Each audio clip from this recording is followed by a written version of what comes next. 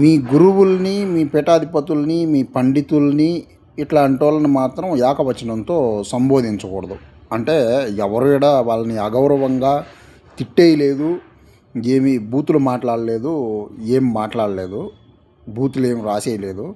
కానీ ఏకవచనంతో పేరు పెట్టి పిలవకూడదు. పేరు పెట్టి పిలవడం అనేది రాజ్యాంగ విరుద్ధమా అడుగుతున్నాను. ఈ శృంగేరి పీఠం, ఈ దర్శనం శర్మ ఇట్లాంటి వాళ్ళని, దర్శనం శర్మ ఈ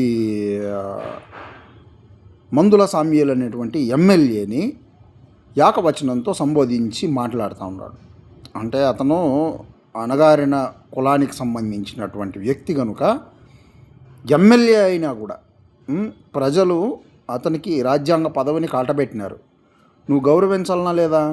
దర్శనం శర్మని అడుగుతా ఉన్నాను. అంటే మీ గురువు ఎవరికి ఏం చేసినాడు? మీ గురువు రాజ్యాంగ హోదా పదవిలో ఏమన్నా ఉన్నాడా? మీ శృంగేరిపేట గురువు, మీ శృంగేరిపేటం వాళ్ళని పేర్లు పెట్టి పిలిస్తే ఏమైపోయింది? పేర్లు పెట్టి పిలుస్తాం. మీరు ఎస్సీ వర్గానికి సంబంధించినటువంటి ఎమ్మెల్యేని ఏకవచనంతో సంబోధించి మాట్లాడితే తప్పు కదా మీది. సరే, మీరు ఏకవచనంతో అన్నా సంబోధించి మాట్లాడండి, ఎట్లయినా మాట్లాడండి, దానికి వాళ్ళకి ఎటువంటి వాళ్ళు పట్టించుకోరు దాన్ని. మీ గురువుని గతంలో నేను మాట్లాడినప్పుడు పేరు పెట్టి మాట్లాడి, పేరు పెడుతూ నేను పోస్టులో రాసినప్పుడు మాత్రము మీరు ఎందుకు ఏడ్చినారు బరో అని? మా గురువు గారిని ఏకవచనంతో మాట్లాడేస్తూ ఉన్నాడు ఇతను, మా స్వామివారిని, మా జగద్గురువుని అనేసి ఎందుకు ఏడ్చినారు దర్శనం శర్మ? అంటే బాపనోళ్ళు కాబట్టి. బాపనోళ్ళకు ఒక న్యాయం, అణగారినటువంటి ఎస్సీ వర్గాలకి వాళ్ళకు ఒక న్యాయం. వాళ్ళని ఒక రకంగా పిలవాలి, అధికంగా గౌరవంగా పిలవాలి, వాళ్ళకి మనం గజగజ వనకాలి.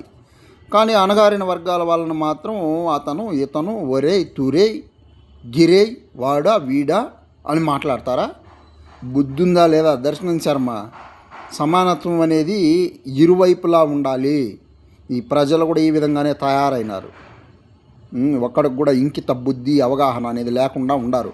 బాపనోళ్ళగా భజన చేయండి, ఇంకా తరతరాలుగా చేస్తూ ఉంటారు. ఊడిగము బానిసత్వం వాళ్ళ కాళ్ళ దగ్గర. వాళ్ళు ఇంకా మిమ్మల్ని చెప్పుల దగ్గరికి తీసుకొని పోతూ ఉంటారు. ఇంకా బానిసలుగా బతికేస్తాం మేము సిగ్గు లేకుండా అనేసి అనుకోండి. అణగారిన వర్గాల వాళ్ళకే నేను చెప్తా ఉండేది, ఇంకా నా బుద్ధి తెచ్చుకొని మారండి.